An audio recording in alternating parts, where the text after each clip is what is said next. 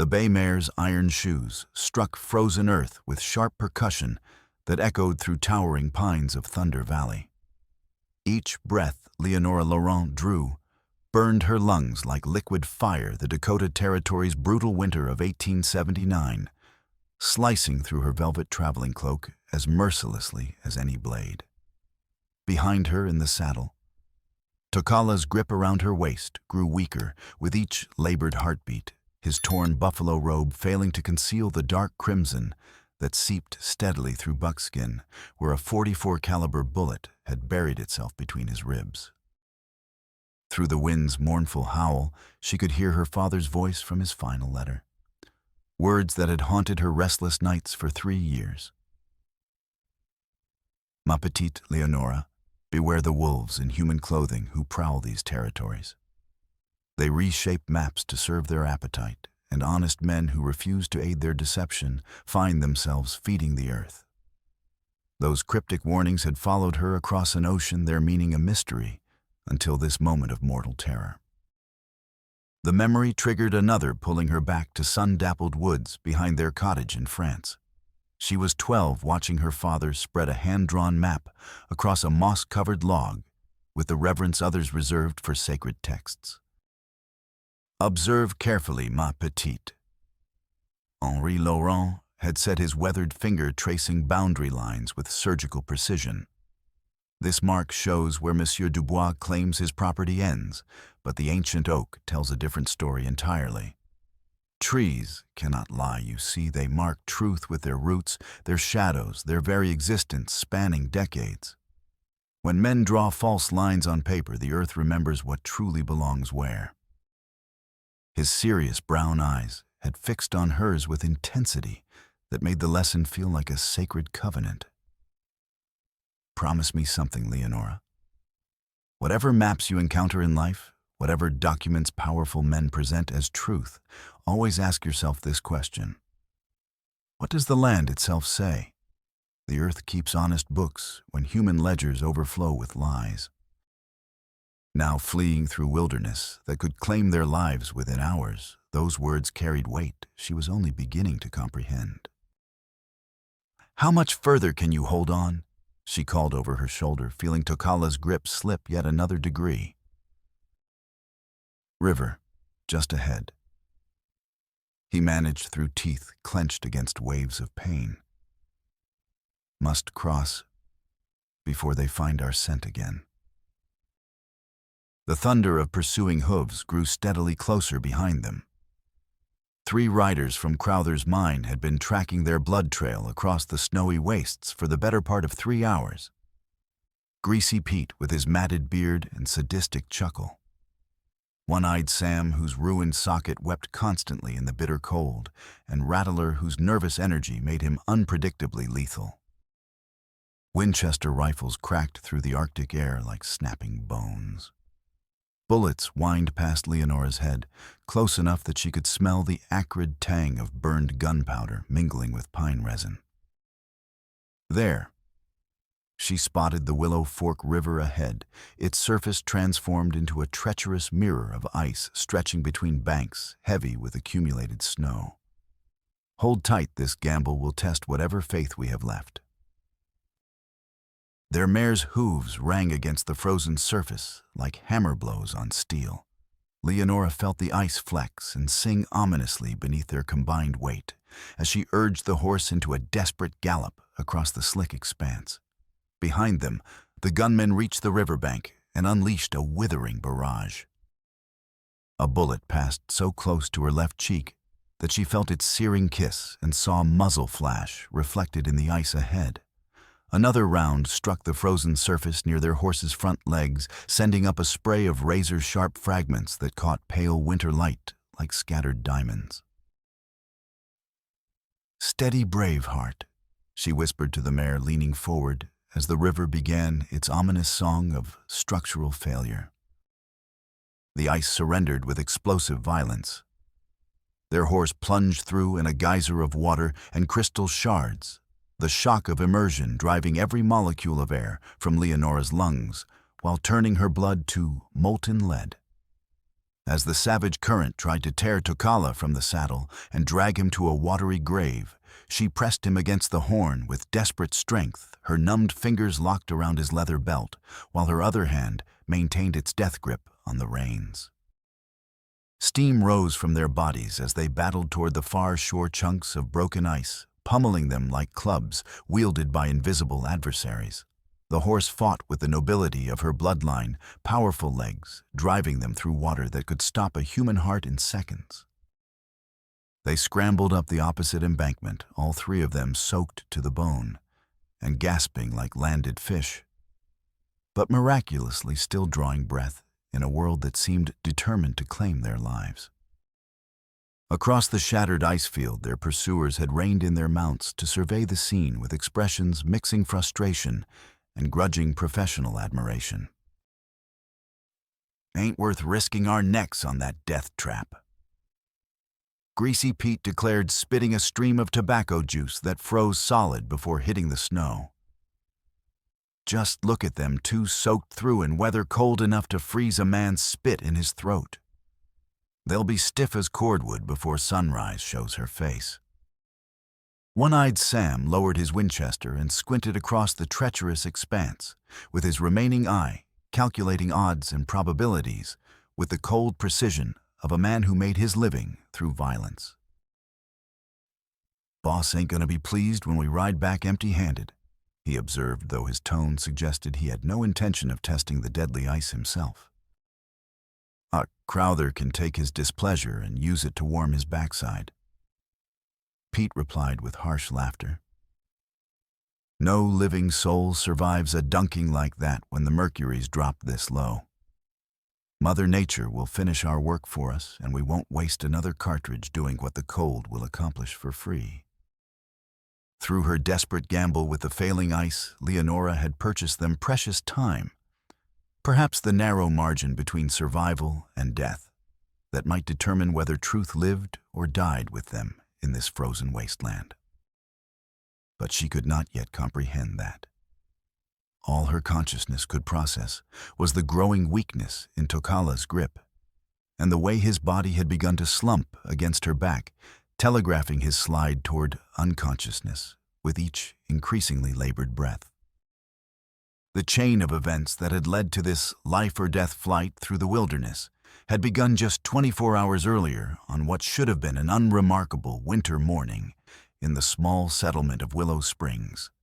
Leonora had been applying finishing touches to an elegant burgundy silk ball gown commissioned by Lucian Crowther, the mine owner, whose influence spread through the territory like the underground root system of some vast and venomous tree. Crowther had reached his 50th year by understanding that genuine power lay not merely in the silver ore his miners extracted from reluctant earth, but in the careful cultivation of debts, dependencies, and fears that bound other men to his will, as surely as iron shackles. He held mortgages on most of the town's businesses, maintained meticulous records of every favor owed and obligation incurred, and never hesitated to remind people that accounts could be settled in numerous ways when cash proved insufficient. Tonight's social gathering serves multiple strategic purposes. Abigail Frost had explained while wrapping the finished gown with the methodical care she brought to all her work. Eastern investors with substantial capital and flexible consciences will be evaluating Mr. Crowther's territorial expansion proposals, while Sheriff Pike ensures that local sentiment remains properly channeled toward cooperation. Abigail managed the town's modest school while supplementing her teacher's salary through skilled needlework that commanded respect throughout the region. Her arrangement with Leonora served both their immediate needs. The young French woman required steady income to discharge her ocean passage debt and the crushing medical bills accumulated during her mother's final battle with consumption, while Abigail needed assistance with the intricate work that wealthy customers demanded for their elaborate social functions. Sheriff Magnus Pike wore his badge not as a symbol of justice, but as an instrument of intimidation, using territorial authority to suppress questions about Crowther's increasingly aggressive business methods. At 45, Pike possessed the hollow-eyed appearance of a man who had witnessed too much violence and discovered he possessed an appetite for considerably more than duty required.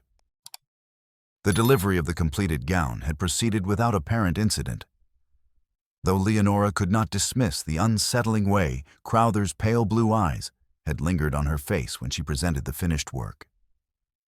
His payment exceeded the agreed-upon price by a significant margin generosity that arrived wrapped in implications she preferred not to examine too closely. "Exquisite craftsmanship as always, Miss Laurent," he had murmured, his voice carrying undertones that made her skin crawl with unnamed apprehension. "I find myself wondering if we might arrange more comprehensive services in the future. A woman of your evident talents surely deserves opportunities commensurate with her abilities." She had curtsied with the polite formality her mother had drilled into her from childhood, then escaped as quickly as propriety would permit. But Crowther's calculating gaze had followed her like a physical presence as she prepared for the return journey to town. The telegraph road provided the most direct route home, winding through pine forests where fresh snow had created a cathedral silence, broken only by the muffled clip-clop of her horse's hooves.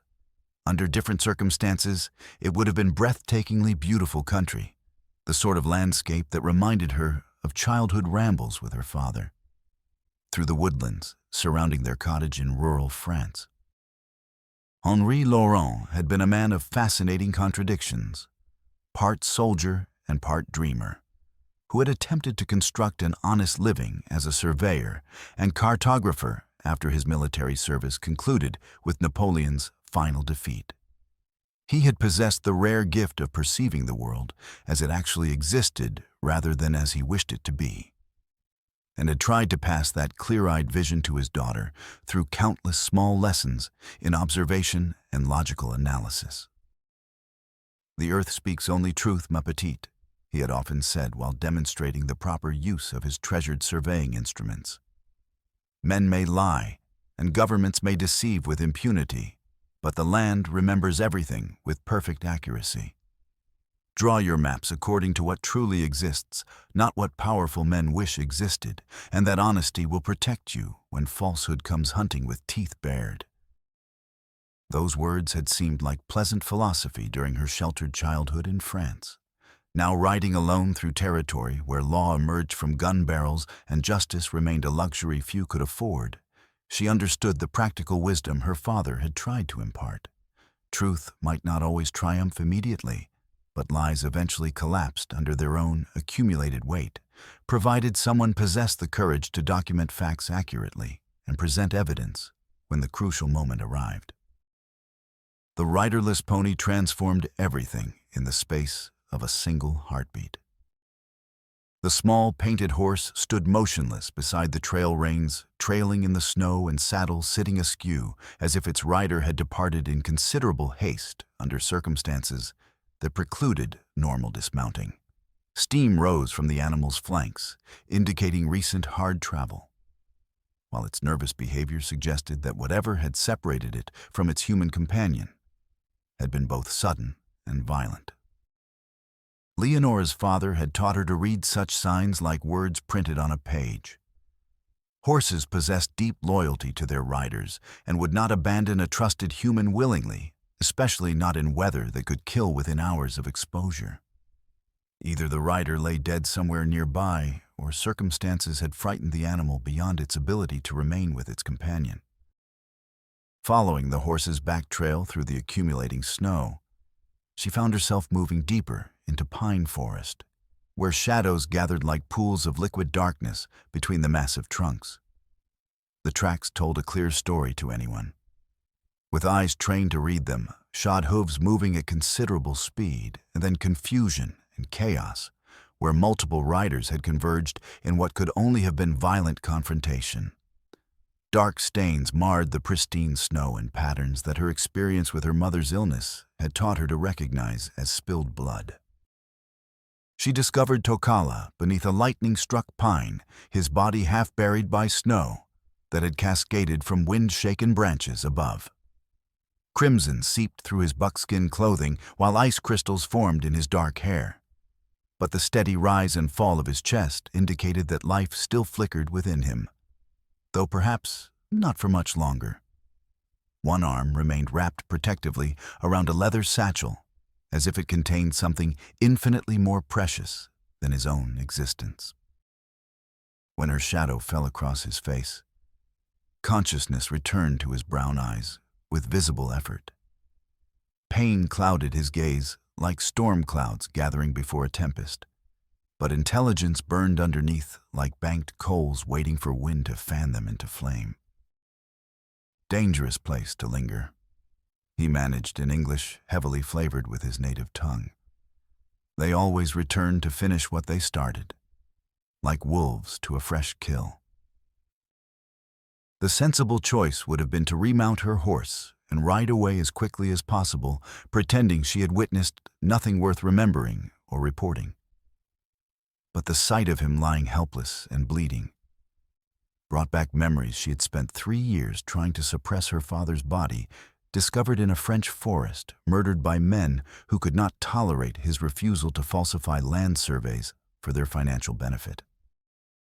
Henri Laurent had died alone, because decent people had been too frightened to offer assistance when assistance might have preserved his life. His daughter would not repeat that moral failure regardless of the personal cost. "What name do you carry?" she asked, dismounting and kneeling beside him in the snow that was already beginning to soak through her traveling dress. "Iwatokala." He replied, the word emerging as little more than a whisper carried on visible breath. "It means fox in my people's language. Perhaps fitting for one who must run constantly from hunters. I am Leonora Laurent, and you will not die in this place if I have any power to prevent it. Are you strong enough to travel?" His laugh became a cough that brought crimson foam to his lips, a sight that sent ice through her veins with its implications for internal injury. "Can you pull a travoise? My riding days may have reached their conclusion." Working with desperate efficiency born of necessity, she located a damaged travois among the scattered debris of what had clearly been a carefully planned ambush. The wooden frame had suffered some damage during whatever violence had occurred here, but it remained functional enough for her immediate purposes. Rolling Tokala onto its surface required all her strength. He proved to be solid muscle and bone. Beneath the buffalo robes, a warrior in the prime of life, despite his current helpless condition. The leather satchel never left his grasp, even when unconsciousness claimed him during the most difficult moments of transfer. Whatever it contained, he valued it more highly than personal safety or physical comfort. "The river," she told him when awareness flickered back into his eyes. "Straight terrain through relatively level ground, our best chance to maintain distance from whoever did this to you." Understanding passed between them without need for extended conversation. She began the exhausting work of dragging the makeshift conveyance through snow that sometimes reached her knees, following the most direct path she could find toward the sound of running water that would mark their route to potential sanctuary. They came within sight of the frozen willow fork before the first rifle shots shattered the winter silence like breaking glass. The sound of Winchester carbines cracked through the frigid air like snapping bones, the reports echoing off distant canyon walls and sending every bird within miles into panicked flight. Leonora abandoned the travois and somehow managed to haul Tokala onto her horse's back, then swing up behind him in movements driven by pure adrenaline and the certain knowledge that hesitation meant death for them both. His weight settled against her as she spurred the mare into motion, but she locked her arms around his torso and held tight despite the awkwardness of their position and the growing weakness in his body. She could feel warmth seeping through her coat where his wound pressed against her, could hear each labored breath close to her ear, could sense his tremendous effort to remain conscious through what must have been overwhelming agony.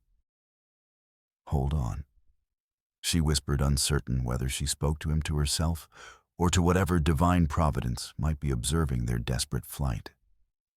Just a little farther now. Their crossing of the treacherous ice and subsequent plunge through the frozen surface had indeed saved them from immediate death, but their situation remained precarious as evening shadows began gathering among the pines and the temperature prepared to drop even further with the coming night. Guiding her exhausted horse through forest that seemed deliberately designed to kill the unwary, Leonora spotted their salvation in the form of a small trapper's cabin tucked between towering spruce trees like a child's toy house in a giant's garden. No smoke rose from its stone chimney, and the door hung slightly ajar on leather hinges, either abandoned for the winter months or temporarily vacant while its owner pursued his trade elsewhere. Inside quickly, she urged, helping Tokala slide down from the saddle on legs that could barely support his weight. "We need warmth and shelter before hypothermia claims what bullets could not."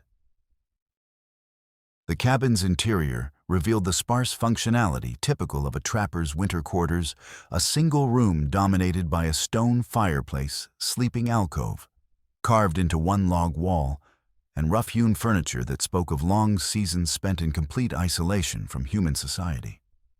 Leonora lowered Tokala onto a buffalo hide near the hearth, then devoted her attention to coaxing life back into coals that someone had carefully banked before departing.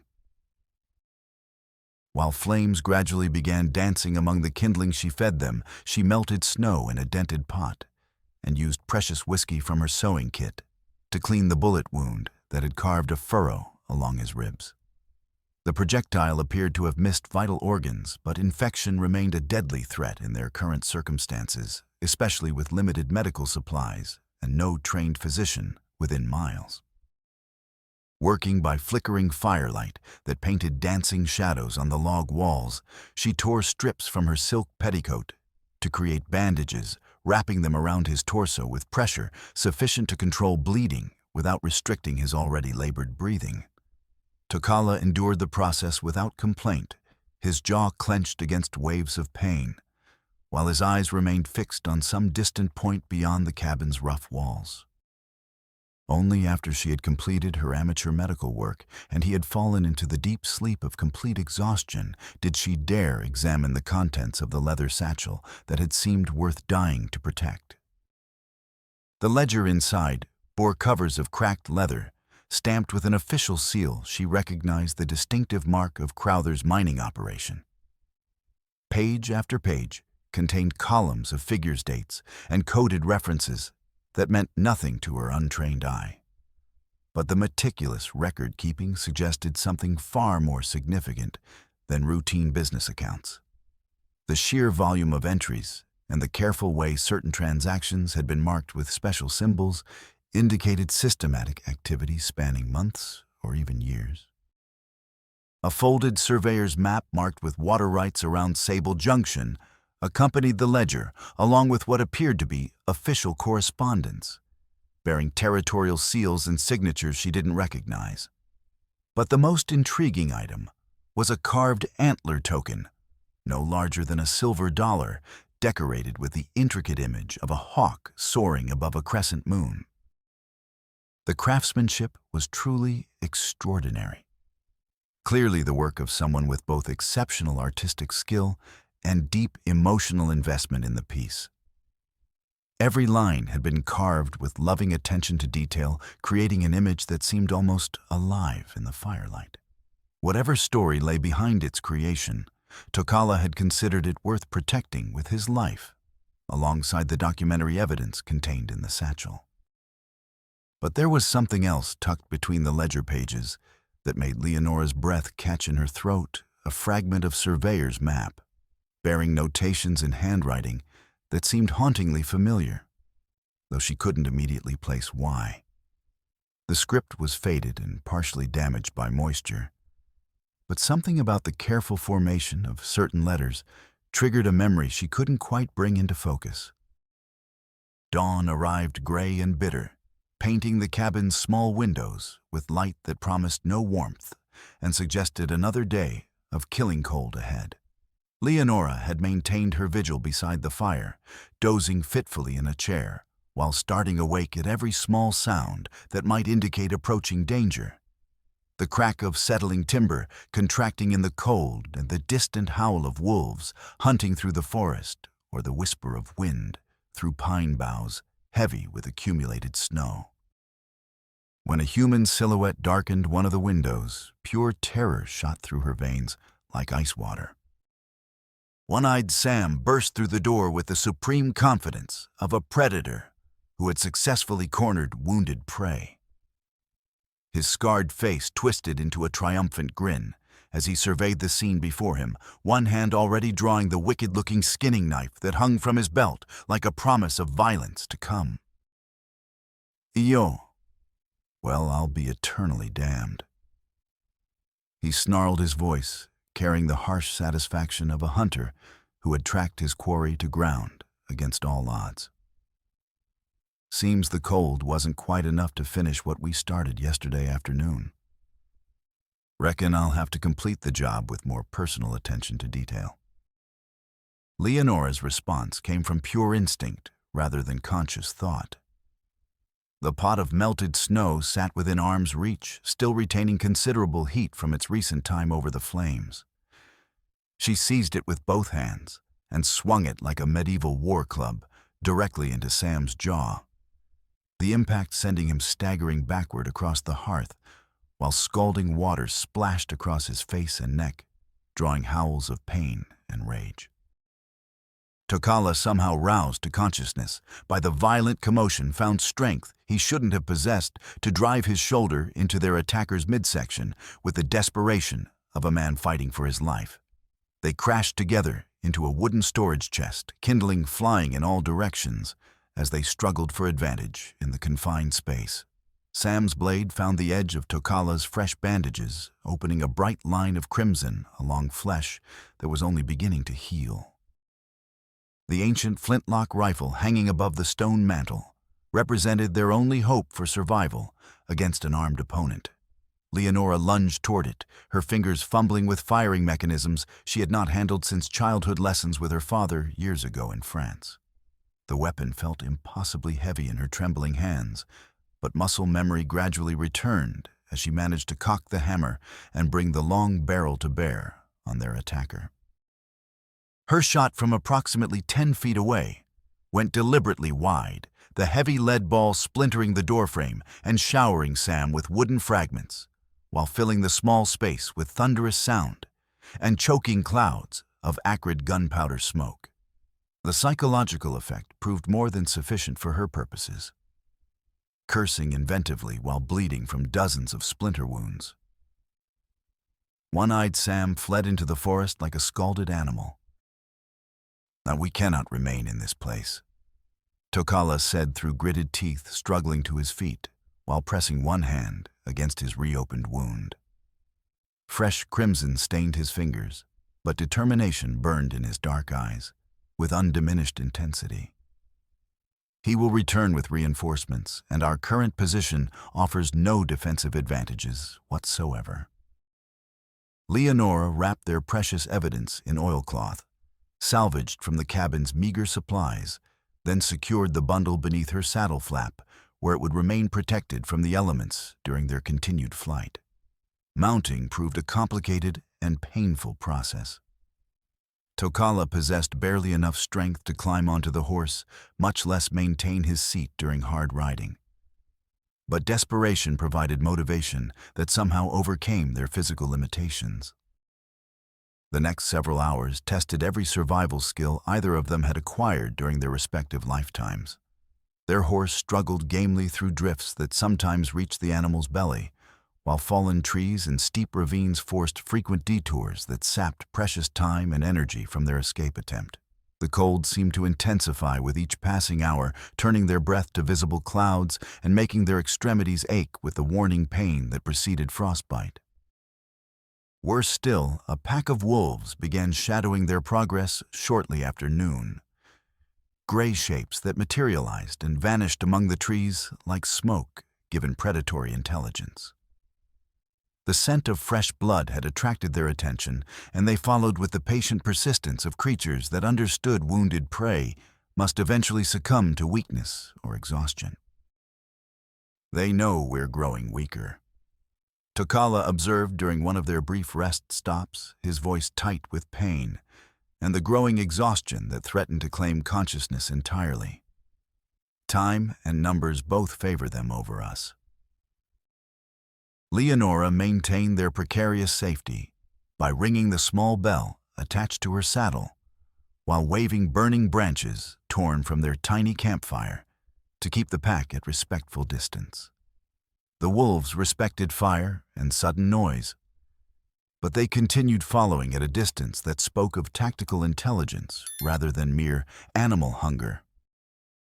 "Tell me about this token," she said during another brief halt, showing him the carved antler piece, while they shared precious moments of rest their horse desperately needed. "What makes it valuable enough to risk your life protecting?" Tokala's expression went carefully neutral, but she caught a flicker of something deeper behind his eyes, pain that had nothing to do with bullet wounds or physical suffering. Old promises that should never have been made to begin with. He said finally, his words carrying the weight of years spent wrestling with failure and regret. Broken bridges that cannot be rebuilt, no matter how much one might wish otherwise. Some burdens must be carried alone, even by those who owe their very lives to a stranger's unexpected kindness. "I'm not asking you to share your burden." Leonora pressed gently, sensing there was more to the story than simple political conflict. But understanding the full picture might help us both survive whatever's coming next. He remained silent for so long that she thought he might not respond at all. When he finally spoke, his words carried the accumulated weight of shame and self-recrimination that had poisoned every day of the 5 years since his exile began. 5 years ago, my father sent me to live among white settlements with a sacred mission. He began, his voice barely audible above the wind's mournful song through the pines. "Chief Ohanzi hoped I could master your people's legal systems well enough to negotiate lasting peace between our peoples. I was young, idealistic, convinced that goodwill and honest negotiation could overcome centuries of mistrust and violence." His hands clenched into fists as painful memories surfaced. "I trusted the wrong man, a territorial agent named Morrison, who promised fair hearings and equitable treatment. Instead, he used my presence and my father's trust to justify seizing our winter supplies, claiming we were harboring stolen government property, and that my negotiations were merely elaborate deception to buy time for criminal activities." Leonora saw deeper anguish in his dark eyes as he continued the confession that had clearly been weighing on his soul. 3 of our elders died that winter because of supplies we lost to Morrison's treachery. One was Wikapayumni, the medicine man, who had taught me to read weather signs and understand the speech of animals. He was like a grandfather to me, and he died cold and hungry in his lodge because I believed white promises and ignored the wisdom of my own people's experience. The raw pain in his voice revealed wounds that cut far deeper than any bullet could reach. My father. He never spoke the words of condemnation directly, but disappointment lived in his eyes every time he looked at me after that. I could see the ghosts of those who died because of my naive foolishness, and I knew I could never again be the son he needed or the leader our people deserved. By late afternoon, they had entered Thunder Valley proper, following a creek bed that led toward smoke rising from what was unmistakably a Lakota winter camp. As they approached the settlement, figures began emerging from hide-covered lodges, elders wrapped in thick buffalo robes against the cold children whose dark eyes missed nothing of importance, and women whose hands rested casually but meaningfully near concealed weapons. A single rider came out to meet them, and Leonora's breath caught in her throat at the sight of him. Chief Ohanzi, sat his painted warhorse with the natural authority of someone born to leadership eagle feathers in his war bonnet, catching the pale winter light while war paint marked his weathered features in patterns that spoke of victories earned through both courage and wisdom, rather than mere violence.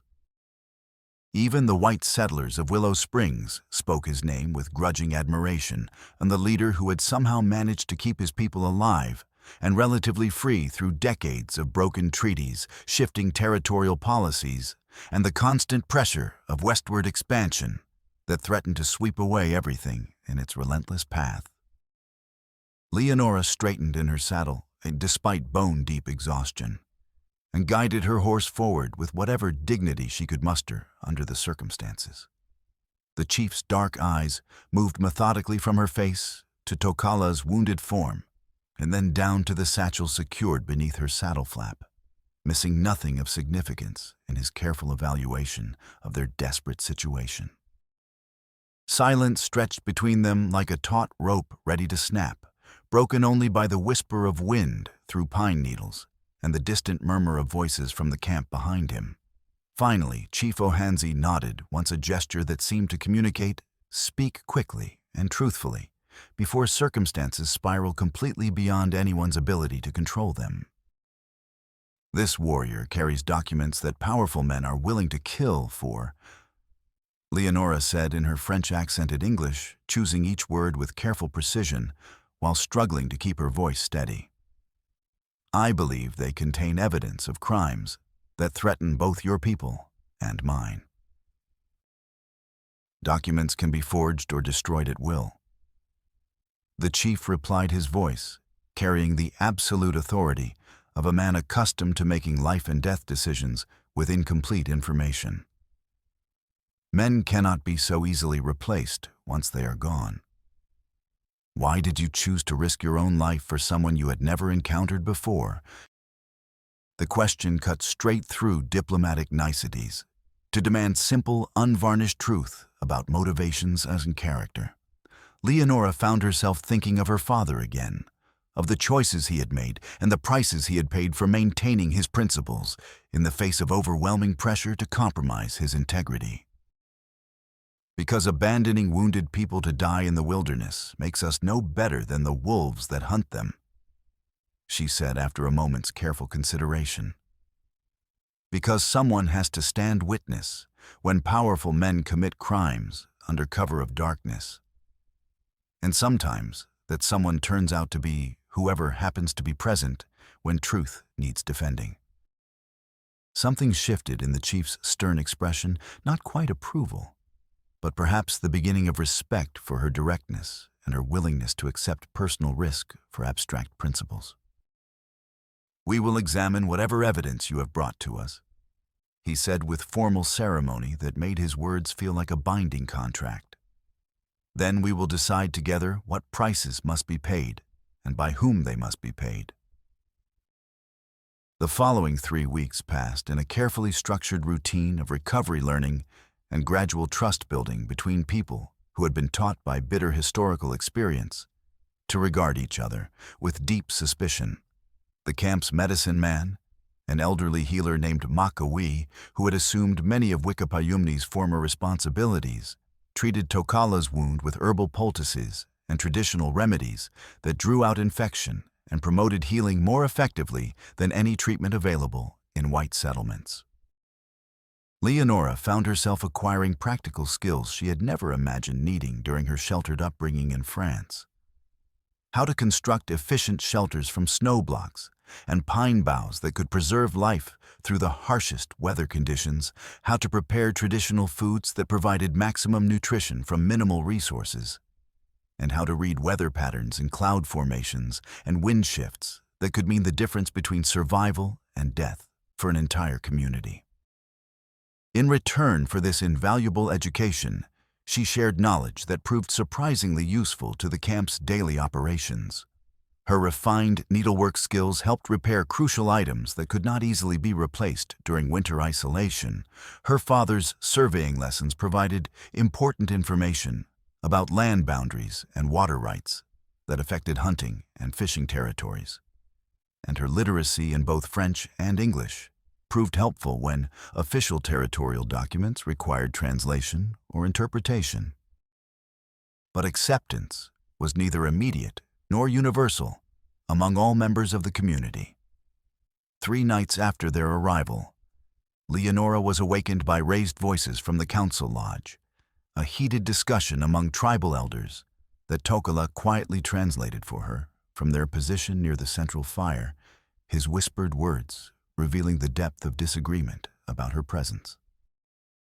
The white woman brings danger trailing behind her like winter brings wolves, argued Kanku, a scarred elder, whose face bore testimony to many violent encounters with encroaching settlers. Soldiers always follow where white women go seeking vengeance for imagined wrongs. Better to send her away now before more blood flows because of misplaced kindness. She saved Tokala's life when she could have ridden past and lived safely, countered waste an older woman, whose wisdom commanded respect even among the most traditional men. Actions speak louder than skin color or birth nation. She has proven herself a friend through deeds, not merely words. And if keeping her here brings cavalry down upon our children, Kanku's voice grew heated with emotion and fear born of too much experience with military reprisals. How many of our people must die to repay one stranger's life, no matter how bravely saved? Chief Ohanzi's voice cut through the debate with quiet authority that brooked no further argument. Fear makes wise men foolish and transforms warriors into cowards. This woman risked everything to save my son when she could have ridden past and lived in perfect safety.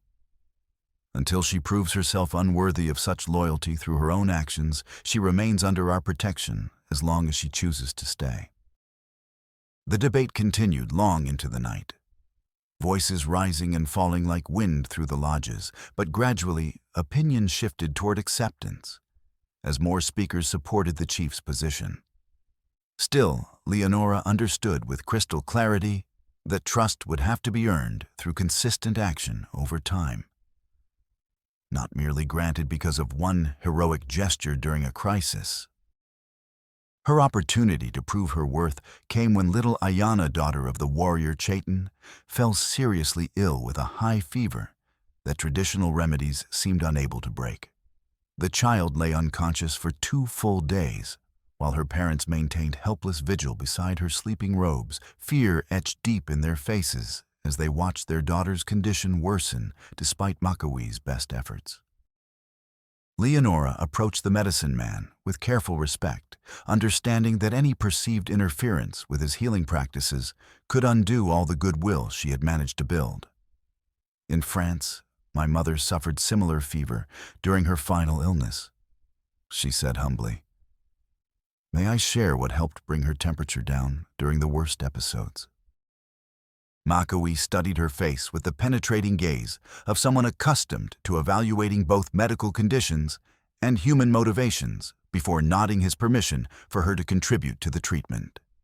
Working together under his careful supervision, they created cooling compresses using techniques Leonora had learned during her mother's prolonged battle with consumption, and prepared special broths that gradually helped bring the child's dangerous fever under control. When Ayana's temperature finally broke on the 3rd day, and her eyes opened clear and focused for the first time in 72 hours, her parents' profound gratitude did more to dissolve lingering suspicion toward the French stranger than any number of formal speeches or diplomatic gestures could have accomplished. But it was her needlework skills that truly established her place in the community's daily life and earned her the respect that came from contributing meaningfully to everyone's welfare. When Makawi's sacred medicine bag, a crucial container holding herbs and ceremonial items essential to his healing work, suffered serious damage from a hunter's careless handling, Leonora offered to repair it using techniques that went far beyond simple utilitarian stitching. This work requires understanding of sacred purpose and spiritual significance. Makawi warned her seriously. Improper stitching or wrong materials could disturb the spiritual balance that makes the medicine effective. This is not ordinary sewing for decoration or warmth. Then teach me what I need to know, she replied with genuine humility. My hands possess skill with needle and thread, but my knowledge of proper methods and sacred requirements must come from your wisdom and experience. Working under his patient guidance and careful instruction, she repaired the medicine bag using thread that had been blessed according to traditional customs, her stitches following ancient patterns that honored both practical function and spiritual significance. When the work was finally complete, Makawi examined it with approval that extended far beyond mere appreciation for technical craftsmanship. Your needle carries respect for what it touches, he said in formal tones that made his words feel like an official pronouncement. This is the mark of one who understands that all work can be sacred when it is performed with proper heart and correct intentions. Meanwhile, 60 miles away in Willow Springs, other forces were gathering momentum that would soon shatter their temporary peace with explosive violence. The web of corruption and intimidation that Lucian Crowther had spent years weaving was beginning to tighten around anyone who showed signs of resistance to his expanding control. Dr. Edwin Caldwell sat across from Abigail Frost in her small parlor, both of them speaking in whispers despite the drawn curtains and locked doors that provided illusion of privacy in a town where Crowther's influence reached into every corner of daily life. 3 more suspicious accidents this month alone. Edwin reported his nervous fingers drumming against his worn medical bag in a rhythm that betrayed his growing anxiety. Johnson's barn fire that destroyed his entire winter feed supplied the Mitchell family's well that suddenly turned poisonous overnight, and now young Peters falls into a mine shaft that somehow wasn't properly marked despite safety regulations. All of them people who've spoken publicly against Crowther's latest expansion plans. Abigail poured tea with hands that trembled slightly, the delicate porcelain cups chattering against their saucers in a way that spoke of nerves stretched nearly to their breaking point. And Sheriff Pike investigates each incident just thoroughly enough to file official reports ruling them accidental deaths or property damage. The pattern is becoming impossible for anyone with eyes to ignore. What frightens me most, Edwin continued leaning forward with the intensity of a man who had seen too much to remain silent any longer, is how systematic and calculated it's all becoming. Crowther isn't just eliminating individual opposition, he's creating an atmosphere of terror that prevents others from speaking up at all. People are starting to believe that crossing him means certain death, and that belief is more effective than any number of hired guns. There are still some who would stand against him if they felt they had protection and legal support. Abigail observed her teacher's mind, analyzing the political situation with the same methodical approach she brought to lesson planning. Jasper Crowley, despite sharing the surname that causes him so much trouble. Several of the smaller ranchers whose land borders his mining claims. Even some of his own miners who've grown tired of dangerous working conditions and wages that are never paid in full or on time. Edwin leaned forward urgently, his medical training giving him insight into symptoms of social disease that others might miss. Then we need to find them evidence so damning that even territorial authorities can't ignore or dismiss it. Something so comprehensive and well documented that it can't be covered up through bribes or intimidation. Neither of them knew that their whispered conversation was being overheard by Martha Pike, the sheriff's estranged wife, who cleaned houses throughout Willow Springs for the extra income that her husband's drinking and gambling made necessary for basic survival. Martha's marriage to Magnus had died slowly and painfully years ago when she discovered his true nature behind the badge.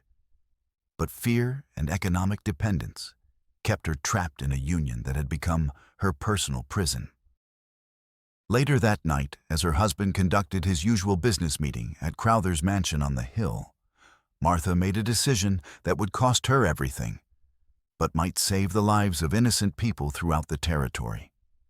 Slipping into Magnus's private study while he was away, she searched through his desk until she found what she had suspected must exist: correspondence that proved the conspiracy extended far beyond the boundaries of Willow Springs and reached into the highest levels of territorial government. Letters bearing official signatures from territorial land commissioners, federal agents, and even military commanders revealed a network of corruption that made her stomach turn with disgust and terror. Men sworn to uphold justice and protect citizens had been systematically bought or blackmailed into cooperation with Crowther's criminal enterprise, creating a web of complicity that reached from local law enforcement all the way to Washington itself. She was carefully copying names and dates when she heard Magnus's distinctive heavy boots on the front steps of their house. Quickly replacing everything exactly as she had found it, Martha retreated to her bedroom and feigned sleep when her husband checked on her before retiring to his own room, reeking of whiskey and tobacco smoke from his evening's activities. The next morning, she would find a way to get this crucial information to Dr. Caldwell, even if discovery meant her own death. Someone had to know the true scope of what they were fighting against. Someone had to document the evidence before it could be destroyed by the very people sworn to preserve it. But her courage would be tested far sooner and more brutally than she could have anticipated. 3 weeks passed in the Lakota camp before external pressures began to build toward explosive confrontation. The first major disruption came when Greasy Pete returned with a substantial force of hired gunmen, approaching with considerably more tactical sophistication than his previous failed attempts had demonstrated. Tokala spotted the approaching threat from his observation post in a tall pine that commanded panoramic views of all routes into the valley. His recovered strength now allowed him to climb to the high vantage point he had established for exactly this purpose, and his warrior's training helped him assess the magnitude of the danger they faced. 8 riders approaching from the eastern ridge. He called down to the warriors gathering below in response to his warning signals. They're maintaining distance and coordinating their movements like professional soldiers rather than common outlaws. We have perhaps 30 minutes before they're in position to launch a coordinated assault. The camp mobilized with practiced efficiency, born of too many such emergencies over the years. Children and elderly were quickly moved to prepared positions in a natural ravine that offered protection from rifle fire, while experienced warriors took defensive positions among the trees and lodges according to plans that had been rehearsed countless times during peaceful periods. But this time, their attackers demonstrated patience and tactical sophistication that made them far more dangerous than the previous amateur attempts. Instead of charging directly into prepared defensive positions, they began a systematic campaign of harassment designed to wear down the camp's resources and destroy morale through psychological pressure. For 3 consecutive days and nights, they maintained constant pressure without committing to decisive action that would allow the defenders to respond effectively. Snipers took carefully aimed shots at anyone who moved carelessly in open areas, cutting off normal activities and forcing everyone to remain undercover. Supply lines to traditional hunting grounds were severed by roving patrols, while sleep became impossible as random attacks came at all hours, designed to prevent rest and recovery. It was psychological warfare, designed to break spirits before breaking bodies, and the strategy was working with devastating effectiveness. Even the most seasoned warriors began showing visible strain from constant alertness and lack of sleep, while fear for their family's safety made tactical decisions increasingly difficult and emotionally charged. The systematic harassment also served another strategic purpose that became clear only in retrospect. The attacks were gradually driving the camp toward a predetermined location where Crowther's forces could achieve maximum tactical advantage when they finally launched their decisive assault. The second major escalation arrived wearing official badges and carrying legal documents that bore territorial seals and federal signatures. Sheriff Magnus Pike rode into the camp with an escort of 6 heavily armed deputies, his arrogant bearing making it abundantly clear that he considered himself completely beyond any form of challenge or meaningful resistance. "I'm here for the Indian called Tokala and the white woman calling herself Laurent," Pike announced without any preliminary courtesies, his hand resting with obvious intent on the butt of his service revolver. Both stand accused of murdering Deputy Morrison and federal land agent Stevens in the commission of armed robbery against United States government property. You have until high noon to surrender them both voluntarily or face the full consequences of harboring federal fugitives from justice. The formal charges struck the assembled crowd like physical blows, their implications extending far beyond simple criminal accusations. Not only were Tokala and Leonora now accused of Morrison's murder, but the addition of a federal agent to the list of alleged victims raised the stakes to levels that could justify military intervention and collective punishment of the entire community. Chief Ohanzi's response demonstrated the diplomatic skill and legal knowledge that had kept his people alive through decades of impossible negotiations with a government that changed its promises as often as the weather changed direction. Accusations of such serious nature require proper examination of evidence according to established territorial law and federal legal procedures. "Akan," he said with measured formality that made each word carry the weight of legal precedent. "We respectfully request reasonable time to review all documentation supporting these charges and to consult with legal counsel as guaranteed by territorial statute." Pike's harsh laughter carried no trace of genuine humor, only the cold amusement of a man who believed himself to hold all the significant cards in a rigged game. "The only evidence that matters is a dead federal agent with a bullet in his back and missing government payroll that was in his official custody at the time of his murder. Indian weapons fired Indian ammunition with clear Indian motives behind the killing.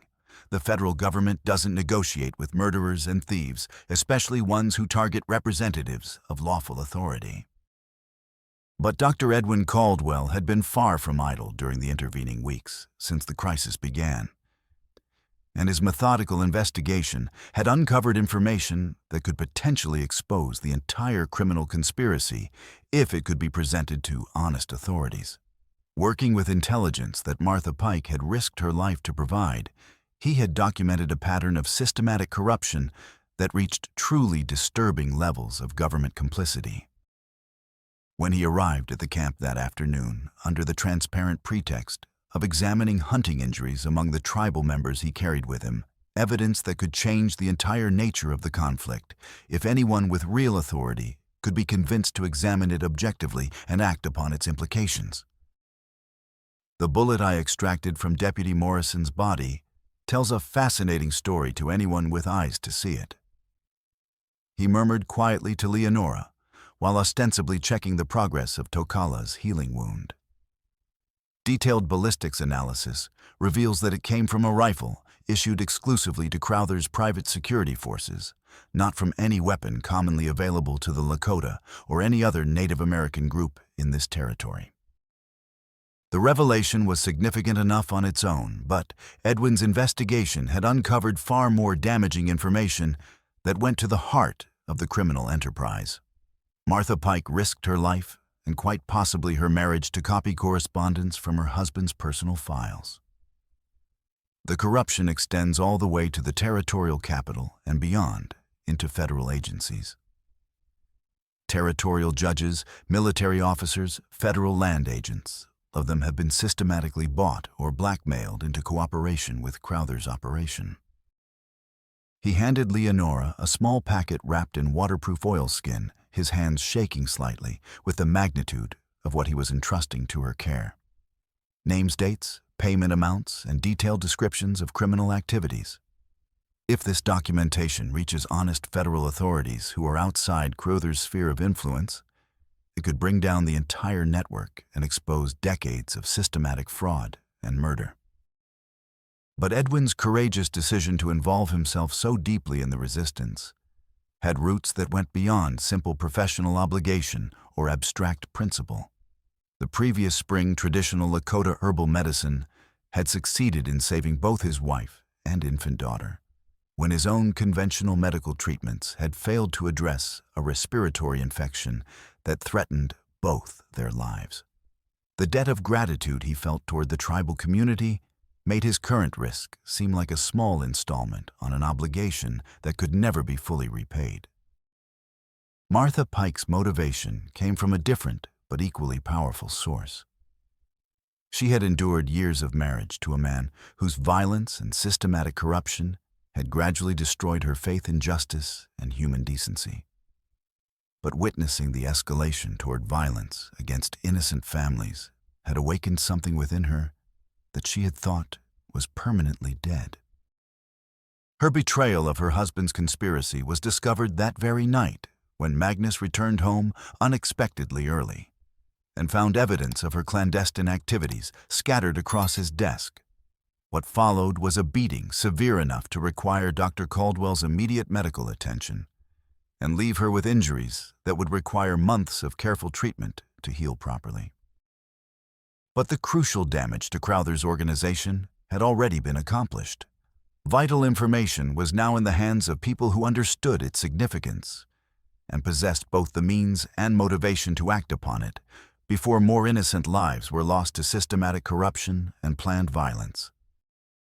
The third and most audacious escalation came when Chief Ohanze proposed a strategy so bold it bordered on tactical madness, or perhaps represented the sort of brilliant psychological warfare that could only succeed through its very impossibility. He and Leonora would ride openly to Willow Springs during the busiest part of the day, demanding a public hearing before as many witnesses as possible could be assembled. "They can murder us quietly in the wilderness, where no one will ever know the truth of what happened," he explained through Tokala's careful translation of concepts that didn't always transfer easily between languages and cultures. "But they can't commit such crimes in the town center with half the population serving as witnesses to their actions. Sometimes complete visibility provides the only protection available to those who lack conventional power." The ride through gently falling snow created scenes that would be remembered and discussed throughout the territory for generations to come. Leonora sat behind Chief Ohanze on his magnificently painted warhorse, her elegant burgundy gown and delicate lace mantle creating a visual contrast with his traditional ceremonial dress and war paint that seemed to embody the very possibility of cooperation between radically different worlds. The citizens of Willow Springs abandoned their daily activities entirely to witness this unprecedented spectacle.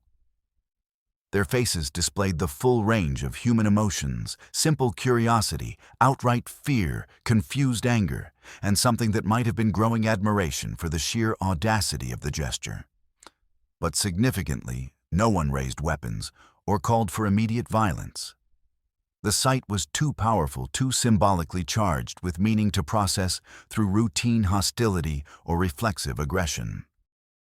They rode directly to the town's main intersection, where Chief Ohanze addressed the steadily growing crowd in English that was heavily accented, but perfectly understandable to everyone present. "People of this settlement," he called out, his voice carrying clearly across the street and reaching every corner of the gathering crowd. "We come seeking justice according to your own laws and legal traditions, not war according to the ancient customs of our people. Truth has been buried beneath carefully constructed lies, but the earth itself remembers what men choose to forget or deliberately ignore. We ask only that evidence be heard and evaluated before final judgment falls upon any of us." The speech lasted only a few minutes, but its impact proved both immediate and lasting throughout the territory. Word spread like wildfire that a Lakota chief had come peacefully to a white settlement seeking justice through legal channels rather than demanding satisfaction through traditional warfare, and the implications of that unprecedented gesture resonated far beyond the immediate political crisis. When they returned to the camp as evening shadows began to gather among the pines, Leonora found her mind returning obsessively to the carved antler token and the mysterious map fragment that had been nagging at her consciousness for days. Something about the intricate patterns seemed familiar in a way that went beyond mere artistic appreciation, though she couldn't identify the source of that familiarity. That evening, as the council fire burned low and most of the camp had settled into uneasy sleep, she brought both artifacts to Chief Ohanzi, watching his weathered features carefully as he examined the carved token by flickering firelight. His reaction proved both immediate and profound. His hands began trembling visibly as he traced the etched lines with one finger, while emotions too complex for simple naming filled his dark eyes with moisture that caught the flame's glow. "Where exactly did you discover this particular item?" he asked in a voice that had dropped to barely above a whisper. "Takala was protecting it, along with the ledger, when I found him wounded in the forest," Leonora replied, studying the old chief's face for clues about the token's significance. "He has consistently refused to explain what makes it so important, despite everything we've shared together since then." Chief Ohanzi's gaze shifted slowly to where his son sat beside the central fire, maintaining the careful distance that spoke of years of unresolved pain and misunderstanding between them. Something passed between father and son in that moment that transcended any need for spoken words: recognition, profound sorrow, tentative hope, and perhaps the faintest possibility of eventual reconciliation flickering across both their weathered faces in rapid succession. "This symbol," Ohanzi said slowly, his voice heavy with the accumulated weight of grief and regret that had been building for 5 long years. "I carved it with my own hands on the day my eldest son reached full manhood according to our traditions. It was meant to serve as spiritual protection when I sent him to live among white settlements, hoping against hope that he could master their legal systems well enough to negotiate lasting peace between our peoples." Leonora felt the breath leave her lungs in a sudden rush, as complete understanding crashed over her consciousness like an avalanche of revelation. Takala was not simply another tribal warrior caught up in territorial politics. He was Chief Ohanzi's son and designated heir, the missing bridge between two worlds, who had chosen exile and assumed identity over having to explain perceived failures to a father, whose expectations had perhaps been impossible to meet from the beginning. The young man disappeared entirely after a diplomatic mission turned into false accusations and forced flight from everything he had ever known. The chief continued his eyes, never leaving Tokala's carefully controlled face. "I assumed that death had claimed him, becoming another casualty of the misunderstanding and systematic prejudice that seems to poison every attempt at meaningful peace between our peoples. He kept the token, but remained silent about his identity, because names can attract deadly attention from enemies, and shame can cut deeper into a man's soul than any physical wound ever could." For the first time since Leonora had met him, Tokala spoke directly about the pain that had driven him from his family and his people. "I dishonored everything you taught me, Father," he said, his voice carrying the accumulated anguish of 5 years spent in exile. "Wikapayumni and the others died because I trusted where experience should have taught me to be suspicious, because I believed promises where wisdom should have predicted betrayal. How could I return to face you and our people after such catastrophic failure of judgment? By remembering that genuine wisdom comes from learning from mistakes, not from the impossible task of avoiding them entirely," Chief Ohanzi replied with gentle firmness that made his words feel like both forgiveness and benediction. "I sent a boy to accomplish man's work in a world designed to destroy the innocent, then blamed that boy when grown men proved themselves treacherous beyond his ability to anticipate. The failure was mine for expecting success in a situation where experience should have predicted betrayal and tragedy." But there were even more revelations waiting in the stolen ledger that would transform their understanding of the forces arrayed against them, and the true scope of the criminal conspiracy they faced. When Leonora opened the leather-bound book completely and began examining its contents with the trained eye of someone who had learned bookkeeping from harsh necessity, the full magnitude of Crowther's criminal enterprise became terrifyingly clear. Page after meticulously documented page revealed a conspiracy that extended far beyond simple territorial corruption or routine business fraud.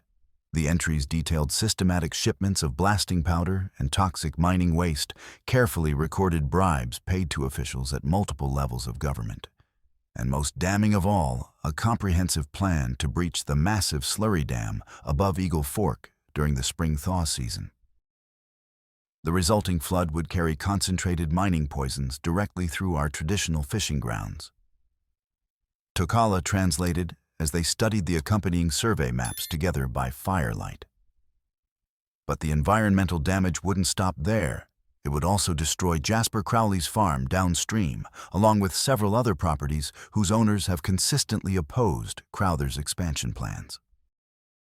Every single page bears Crowther's personal signature alongside official countersignatures from territorial commissioners and federal enforcement officers.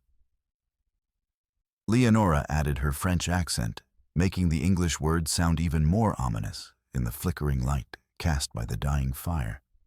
If we can somehow deliver this documentation to honest federal authorities who are outside his sphere of influence, the entire criminal network could face prosecution that would destroy them completely. Then she noticed a detail that made her heart stop beating entirely for several seconds. Among the loose papers tucked between the ledger's pages was the map fragment she had glimpsed earlier, and now she could see the handwriting clearly enough to recognize it beyond any possibility of doubt. The careful formation of individual letters, the distinctive way certain numbers were written, the precise angle of measurement marks, unmistakably her father's meticulous work. Mon Dieu. She whispered, her voice breaking with the sudden weight of understanding. This is Henri Laurent's surveying work. These are my father's original measurements and boundary calculations. Tokala looked up sharply from the ledger he had been studying. Your father was a surveyor. You never mentioned that he worked in the American territories? He came to America 2 years ago following reports of opportunities in the western mining regions. She replied, her hands trembling, as she studied the familiar handwriting that brought back a flood of childhood memories. His letters stopped coming after the first few months, and I assumed the international mail service was simply unreliable. I never imagined. Her voice trailed off as the full implications of the discovery began to sink in. As she examined the map fragment more carefully by firelight, another memory surfaced from that long-ago afternoon in the French woods when her father had taught her to read the Earth's honest testimony about human boundaries and natural features. Notice how the ancient oak's shadow falls at precisely this angle when the sun reaches its midday position. He had said, showing her how natural landmarks could be used to verify or contradict property lines drawn by human surveyors. When we eventually travel together to America and begin our work measuring territorial boundaries, we will use exactly such methods to ensure our maps speak only truth, even when powerful men would prefer comfortable lies. We will travel together to America. The realization that he had always planned to send for her once he had established himself professionally and saved sufficient money for her passage hit her like a physical blow to the chest. Her father had died alone in a foreign land while working toward the dream of family reunion that would now never come to pass. But there was something even more disturbing about the map fragment that became apparent as she studied it with growing horror. The original boundary lines drawn in her father's careful hand had been altered by someone else using different ink and a distinctly different style of penmanship. These crude modifications changed crucial water rights and mineral claims in ways that would have been immediately obvious to anyone with professional surveying experience. Someone tried to falsify Papa's work. She said, her voice rising with anger that burned away grief and replaced it with cold determination.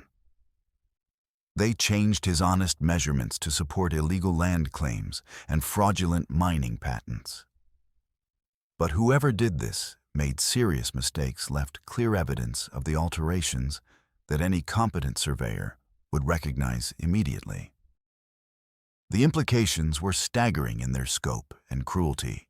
Her father hadn't simply been murdered for refusing to participate in routine territorial corruption. He had been killed because his honest professional work posed a direct threat to an elaborate fraud that formed the foundational bedrock of Crowther's entire criminal empire. Meanwhile, at Crowther's imposing mansion on the hill overlooking Willow Springs, tensions between the criminal conspirators were reaching a breaking point that threatened to tear their alliance apart from within. The stolen ledger represented more than mere evidence of wrongdoing.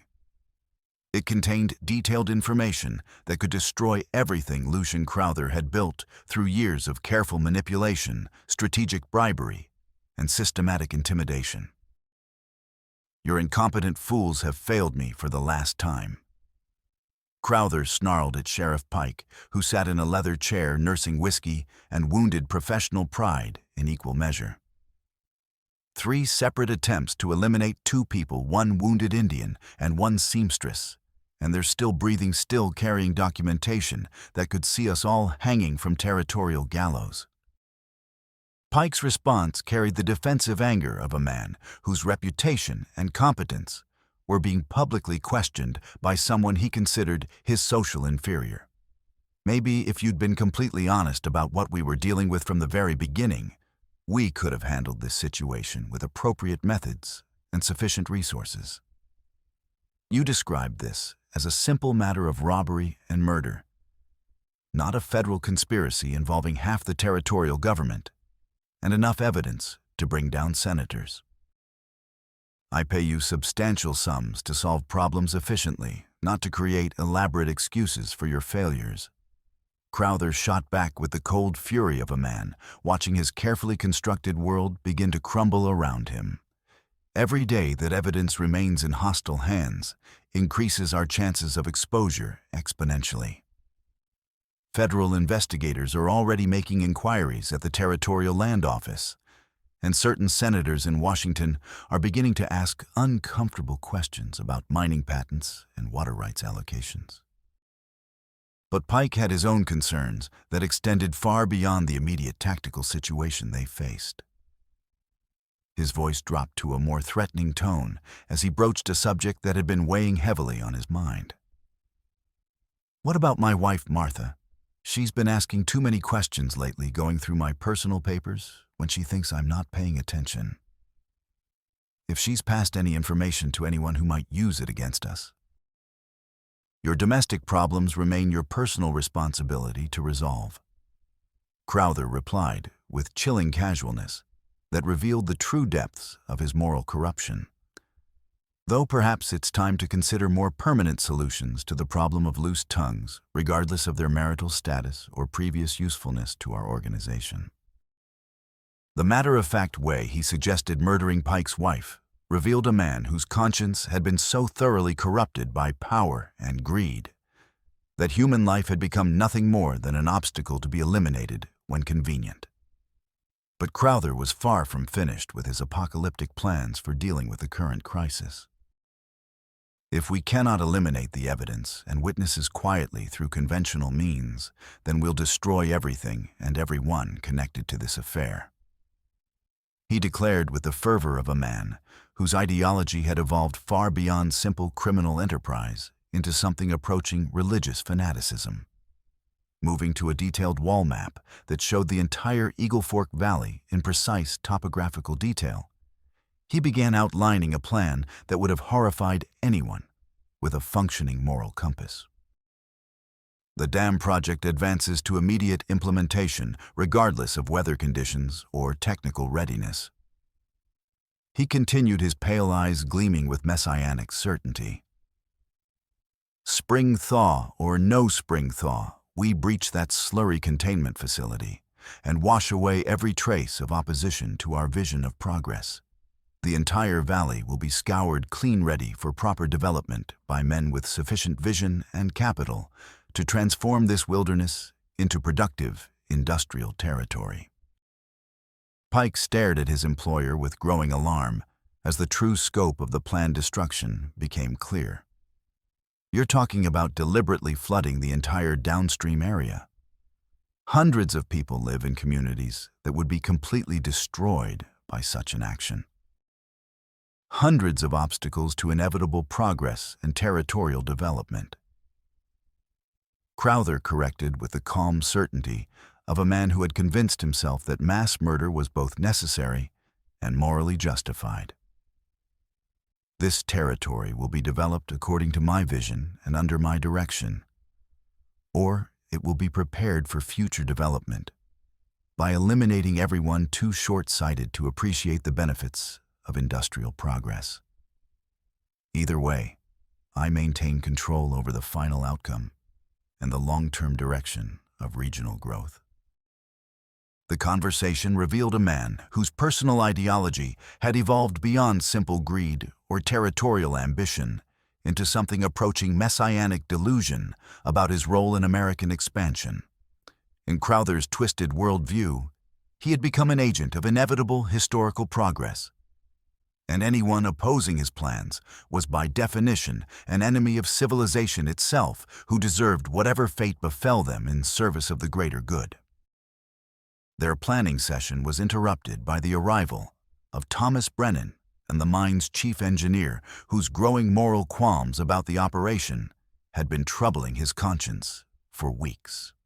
What he was about to discover in Crowther's office would transform him from reluctant accomplice into active resistance member, and ultimately cost him his life before the night was over. "Mr. Crowther, sir." Brennan said, his voice carrying the nervous tension of a man who was about to cross a dangerous line from which there might be no return. "I've been conducting detailed reviews of the dam specifications and structural engineering reports, and I must express serious concerns about the structural integrity of the containment system if we proceed according to your accelerated timeline." "Explain your concerns in specific terms." Crowther replied curtly, though his tone suggested he had little patience for technical obstacles to his grand design of environmental destruction. Brennan spread detailed engineering drawings across the massive desk, pointing to crucial stress points and load-bearing calculations that had been highlighted in red ink during his analysis. The earthwork dam simply wasn't designed or constructed to contain mining slurry at the volumes you're proposing to release all at once. If we breach the containment system before proper structural reinforcement is completed according to original specifications, we risk catastrophic failure that would send millions of gallons of toxic mining waste flowing down the entire Eagle Fork watershed. That outcome represents precisely our intention. Sheriff Pike interjected before Crowther could respond, his casual admission of planned genocide shocking the engineer into stunned silence. Complete environmental destruction followed by clean slate conditions for future development projects. The matter-of-fact admission of deliberate environmental terrorism hit Brennan like a physical blow to his solar plexus. He had suspected that the dam project involved some degree of environmental damage as an unfortunate side effect of rapid development. But the scale of deliberate destruction they were planning exceeded his worst fears by several orders of magnitude. "You're talking about poisoning water supplies for hundreds of square miles downstream," he said, his voice barely above a whisper as the full implications sank in. "Killing everything that lives in or depends on Eagle Fork and its tributary streams. The environmental damage would persist for generations, making entire regions uninhabitable for human settlement or agricultural development.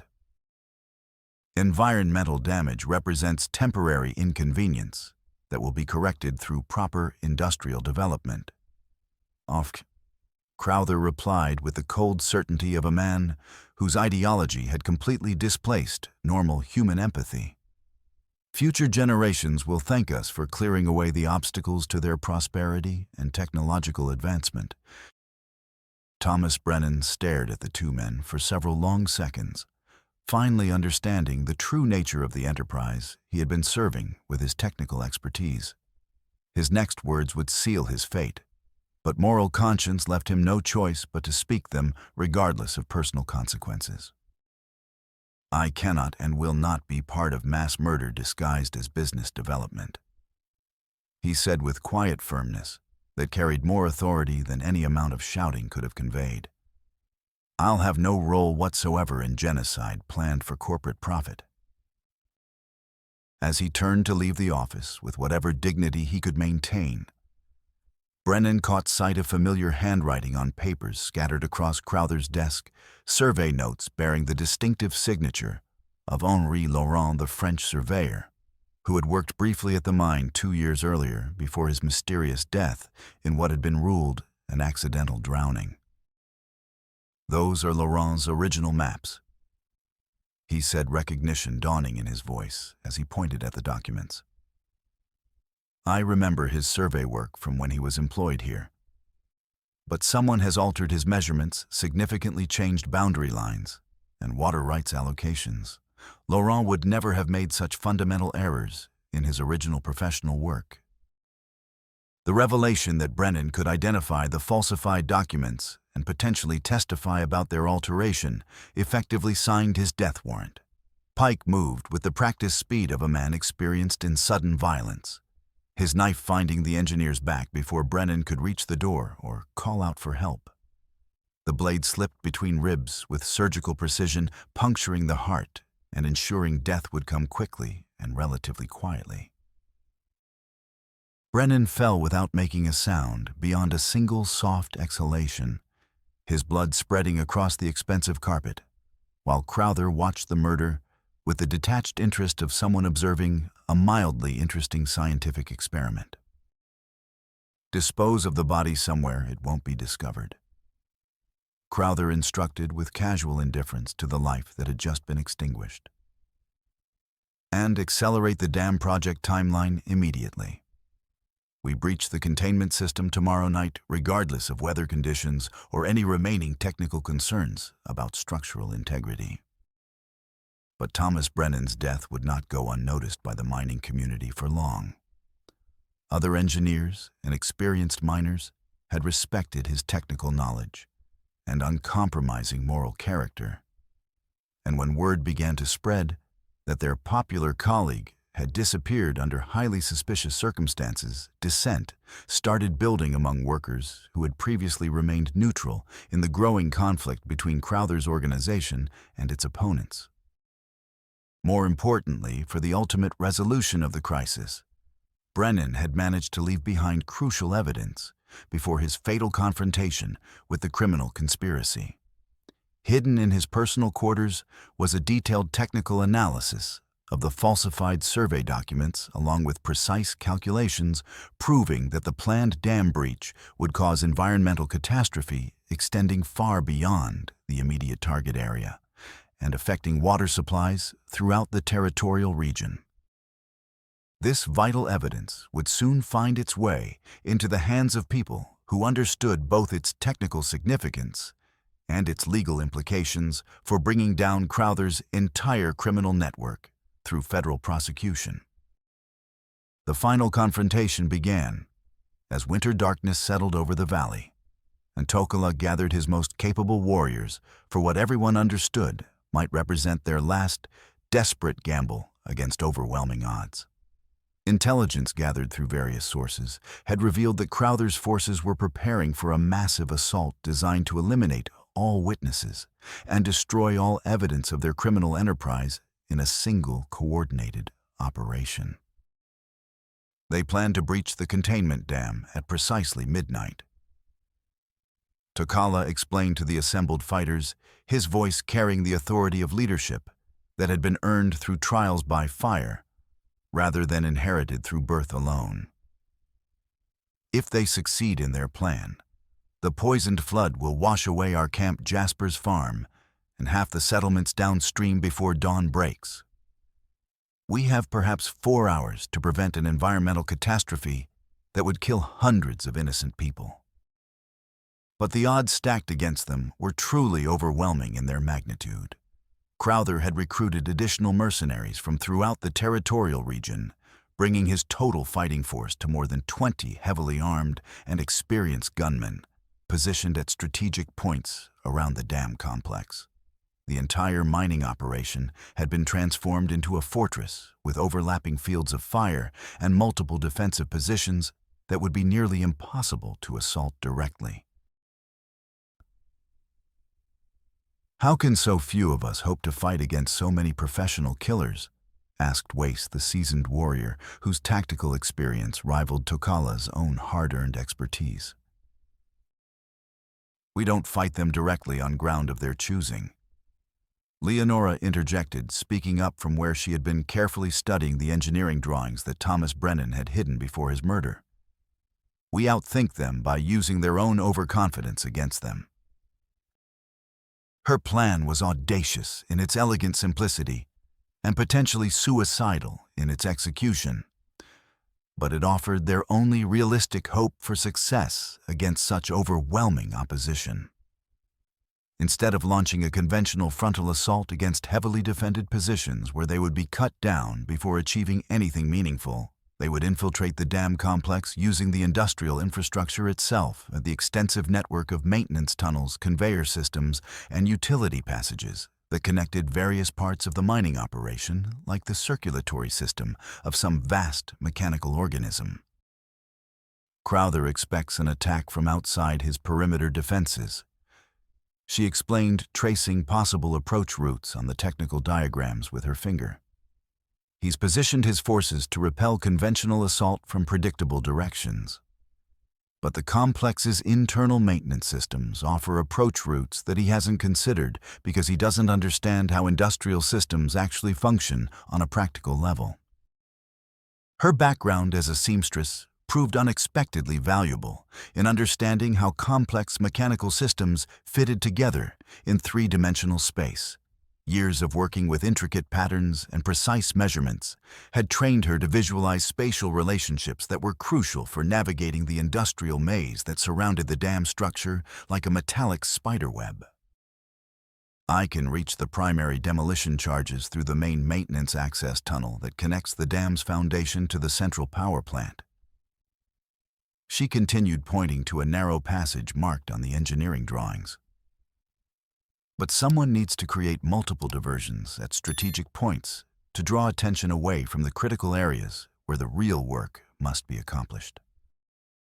Tokala studied the infiltration plan carefully, his warrior's mind evaluating tactical possibilities and potential failure points before nodding his approval.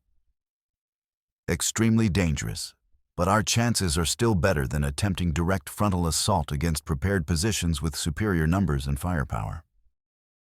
As they prepared for the night's desperate mission, Leonora made a discovery among Brennan's hidden papers that would add urgent personal motivation to their already critical mission against time. Among the technical documents was the final letter her father had written before his death, a message that had never been sent, but revealed his growing awareness of the mortal danger surrounding his honest survey work.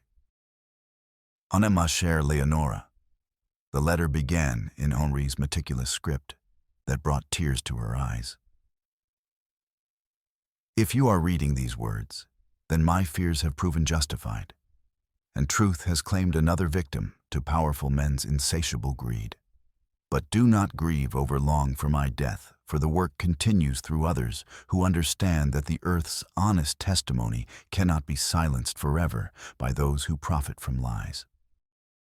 The letter continued with detailed descriptions of the systematic corruption he had uncovered during his brief employment at Crowther's Operation Comprehensive Fraud, involving land patents, water rights, and mineral claims that formed the legal foundation of the entire criminal enterprise. More importantly for their current desperate situation, it revealed the exact location where Henri had hidden his original survey documents as insurance against discovery and destruction. "The complete truth lives in a waterproof iron box, buried beneath the lightning-struck oak on Eagle Fork's eastern bank, 300 paces upstream from the old Beaver Dam. Henri had written with the precision that characterized all his professional work. Measurements that cannot be altered by corrupt hands, boundary calculations that reflect geographical reality rather than what powerful men wish existed for their convenience. Use this knowledge to restore justice when the opportunity finally presents itself. Reading her father's final words filled Leonora with strength for the ordeal ahead, but also created a sense of urgency that transcended mere survival or environmental protection. This was no longer just about preventing a catastrophic flood. It had become about completing the work her father had died trying to accomplish and ensuring that his honest legacy would survive to serve justice rather than corporate greed.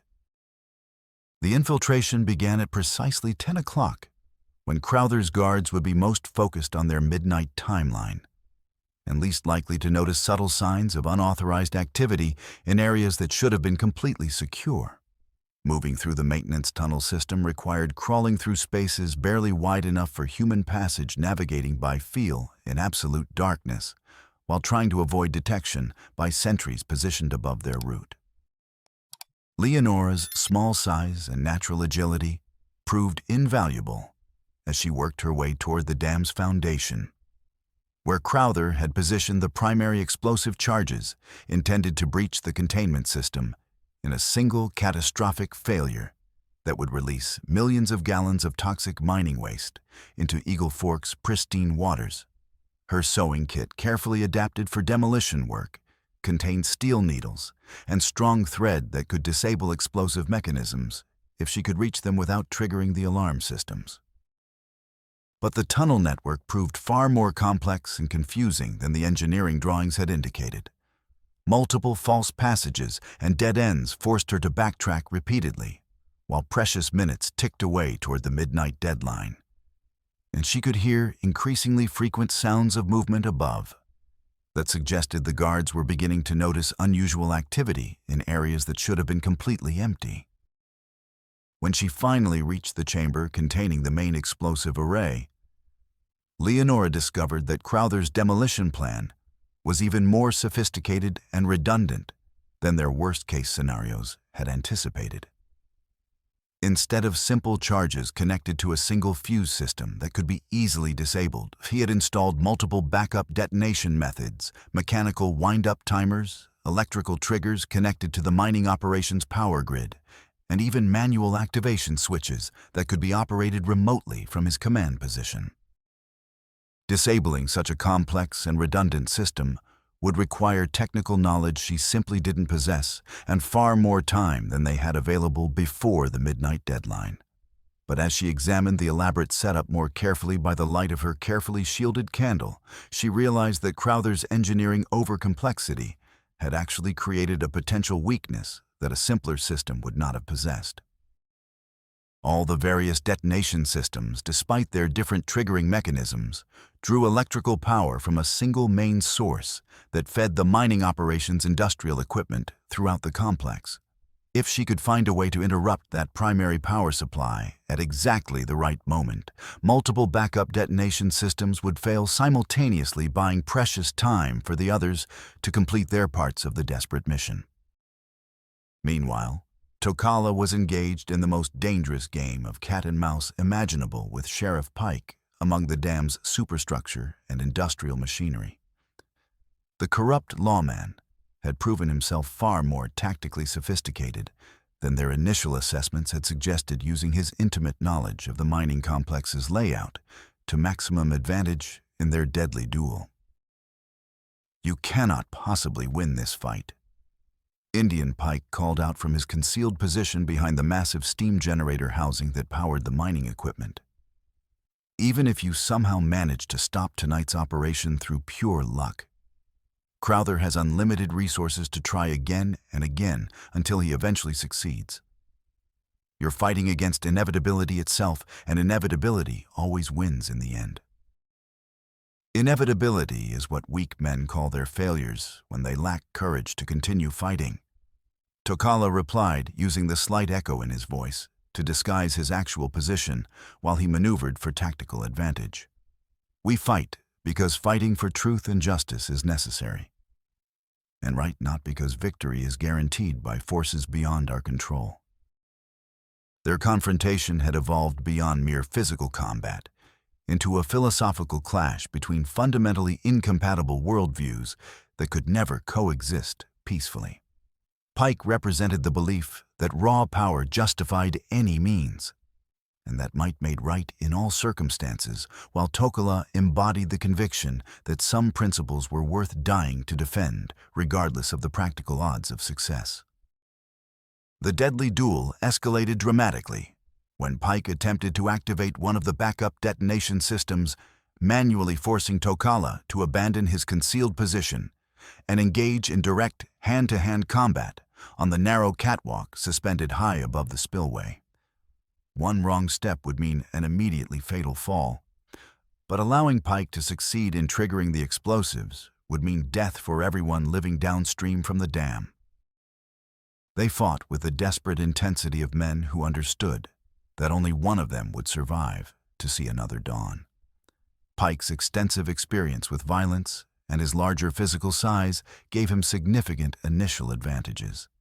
But Tokala's traditional warrior training and his deep personal motivation gradually began to turn the tide in his favor, despite his still healing wound. The decisive moment in their struggle came when Leonora succeeded in cutting the main electrical power supply to all the explosive systems throughout the complex. The sudden darkness that plunged the entire facility into blackness disoriented both combatants. But Tokala had been fighting primarily by feel and instinct, while Pike had been relying partially on vision to maintain his advantage. In the confusion that followed the power failure, Pike lost his footing on the icy catwalk and plunged into the spillway below, his scream of terror cut short by the impact with concrete and rushing water. But their hard-won victory remained incomplete and potentially meaningless. Crowther himself had arrived at the dam site with his final group of mercenaries, and the mine owner carried a portable detonation device that could potentially trigger the remaining explosive charges, despite the power failure that had disabled the primary systems. His twisted ideology and messianic delusions had evolved into complete madness that welcomed mutual destruction as preferable to personal defeat. "If I cannot rule this territory according to my vision of progress and industrial development, then it will be cleansed completely for future rulers who possess sufficient understanding of what civilization requires," he declared while raising the portable device above his head, like some sort of technological weapon of divine retribution. Sometimes destruction must come before creation, and sometimes entire populations must be sacrificed for the greater good of historical progress. The final confrontation occurred on the dam's exposed crown, where winter wind howled across the concrete surface, with enough force to knock a person off balance, while accumulated ice made every step treacherous enough to prove fatal. Crowther's remaining mercenaries had taken defensive positions that commanded all the obvious approaches to his location, while their increasingly unhinged employer prepared to trigger an explosion that would doom everyone within miles of the resulting toxic flood. Leonora emerged from the maintenance tunnel system directly behind Crowther's position, her unexpected appearance so startling that she managed to tackle him before he could activate the portable detonation device. They struggled desperately for control of the mechanism while gunfire erupted all around them, each combatant knowing that victory or defeat would be measured in seconds rather than minutes, and that the survival of hundreds of innocent people hung in the balance. The detonation device went skittering across the ice-covered concrete toward the edge of the dam, where a 40-foot drop into the churning spillway waited to claim whatever fell from the narrow walkway. Both Crowther and Leonora lunged after the sliding device simultaneously, their violent collision sending them both sliding toward the fatal edge, where certain death awaited anyone who lost their footing. Tokala arrived at precisely the crucial moment to grab Leonora's outstretched hand, his powerful grip providing the only thing preventing her fall into the dark water below. Crowther, lacking such salvation and driven by his obsession with the detonation device, continued his slide over the edge and plunged into the spillway with a final curse against everyone who had dared to oppose his vision of territorial development and industrial progress. The portable detonator shattered on impact with the concrete spillway, its destruction ensuring that the remaining explosive charges could not be triggered remotely through any of the backup systems that might have survived the power failure. But the night's violence had exacted a terrible toll on everyone involved in the desperate mission, and dawn would reveal the full cost of preventing an environmental catastrophe that could have poisoned the entire Eagle Fork watershed for generations to come. When federal marshals arrived 5 days later, summoned by Dr. Caldwell's carefully preserved evidence and Martha Pike's courageous testimony delivered from her hospital bed, they found comprehensive documentation of a criminal conspiracy that reached the highest levels of territorial government and extended into federal agencies in Washington itself. The investigation that followed would expose systematic corruption spanning decades and involving hundreds of officials, leading to resignations, prosecutions, and fundamental reforms in how territorial development was regulated and overseen. Crowther's mining operation was immediately seized under federal law and eventually converted into a cooperative venture managed jointly by the remaining honest miners and the Lakota Tribal Council. The new arrangement provided steady employment for workers while ensuring that environmental protection took absolute precedence over pure profit extraction, creating a model that would be copied throughout the Western Territories. Sheriff Pike's body was eventually recovered from the spillway and buried in an unmarked grave on the outskirts of Willow Springs, while his widow Martha received federal protection and assistance in establishing a new identity in appreciation for her crucial role in exposing the conspiracy. Dr. Caldwell and Abigail Frost were officially recognized as territorial heroes whose courage had prevented environmental disaster of unprecedented scope and magnitude. Most importantly, for the long-term resolution of the underlying conflicts, Henri Laurent's hidden survey documents were recovered from their hiding place exactly where his final letter had indicated they would be found. These original maps and calculations became the legal foundation for resolving decades of fraudulent land claims and establishing water rights based on actual geographical reality rather than corrupted political influence and systematic bribery. The federal trial that followed established crucial legal precedents for the prosecution of environmental crimes and created enforceable protections for Native American fishing and hunting grounds throughout all the Western Territories. Justice had been significantly delayed by corruption and violence, but it had not been permanently denied to those who had suffered under Crowther's criminal regime. Personal healing and emotional recovery proved far more complex and time-consuming than legal resolution of the criminal conspiracy. Leonora spent many long hours beside Eagle Fork's clear, unpoisoned waters, speaking aloud to her father's memory about work finally completed and promises ultimately fulfilled despite years of separation and uncertainty about his fate.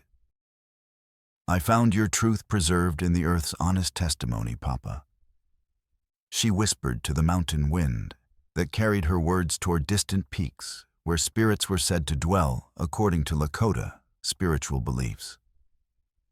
"Your honest survey lines became the foundation for justice and environmental protection exactly as you promised they would when I was young, and the world seemed much simpler than it actually proved to be." The guilt she had carried for 3 years about crossing an ocean while her father died alone in a foreign land gradually gave way to a deeper understanding that their separation had been a temporary interruption rather than a permanent abandonment of family bonds that transcended death itself. Her relationship with Takala deepened through their shared trauma and mutual dependence into a partnership that honored both their individual strengths and their significant cultural differences. When marriage came the following spring, The ceremony combined French Catholic traditions with Lakota spiritual practices in a celebration witnessed by both communities working together toward mutual understanding and lasting cooperation. Chief Tokala, who had inherited his father's position after Ohanzi's death in the winter camp attack, performed the wedding according to traditional tribal customs, while Dr. Caldwell provided the legal documentation required by territorial law to make the union officially recognized by government authorities. The marriage symbolized the genuine possibility of cooperation between peoples who had been systematically taught to see each other as natural enemies, proving that individual courage and mutual respect could overcome historical prejudice when circumstances demanded unity against common threats. Years later, when Leonora taught her bilingual children to read maps and survey boundaries with the same precision their grandfather had brought to his professional work, she would tell them the complete story about the winter when truth nearly died with those who carried it, and how ordinary people sometimes must risk everything they possess to preserve honesty and justice for future generations who would build upon foundations of sacrifice and unwavering principle. The children grew up comfortable in both cultural worlds their parents had bridged through love and mutual respect, speaking both English and Lakota with equal fluency and understanding. That differences in background and tradition could become sources of strength rather than division when people chose cooperation over conflict and understanding over fear. On the 10th anniversary of her father's death, Leonora made a pilgrimage to the place where Henri Laurent's original survey documents had been hidden and recovered. She brought wildflowers gathered from the meadows he would have loved to map with his characteristic precision, and she spent the entire day speaking to his memory about the continuing work of building bridges between peoples and protecting the honest testimony of the earth itself. Standing beside the lightning-struck oak where his final gift to justice had been preserved, she could almost feel his presence, approving of the choices she had made and the life she had built from the foundations of his sacrifice. The iron box that had protected his work from corruption and destruction sat open beside her, its contents having served their purpose in establishing justice and environmental protection throughout the territorial region. Eagle Fork continued flowing clear and cold toward distant valleys, where other communities faced their own versions of the eternal choice between cooperation and destruction, understanding and ignorance, justice, and the corrupted power that always threatened to destroy everything worth preserving. Its waters reflected the sky equally over all who came to drink, carrying no trace of the poison that had nearly tainted its course forever through human greed and environmental destruction. The frozen wilds that had nearly claimed both their lives during that desperate winter flight had become cherished memory, replaced by growing seasons and the patient daily labor of building something genuinely worth preserving against whatever challenges future years might bring, to test their resolve and commitment to the principles for which so many had already sacrificed everything. Spring returned annually to Thunder Valley, with its eternal promise of renewal and hope for permanent peace built on foundations of law, rather than fear, understanding, rather than prejudice and justice, rather than the corrupt power that had once threatened to destroy everything their combined communities had worked so hard to build and protect for their children's future.